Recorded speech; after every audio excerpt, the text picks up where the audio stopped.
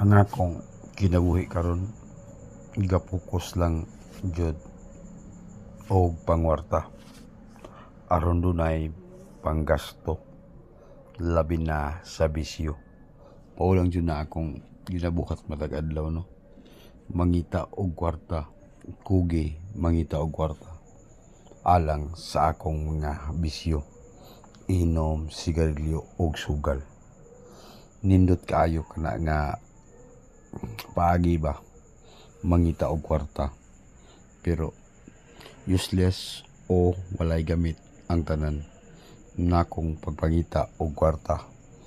Walay gamit ang kwarta nga akong kitaon matag adlaw tungod kay maadto lang sa bisyo, tungod kay wala man ako'y pamilya nga akong intriguhan sa akong kita o income matag adlaw.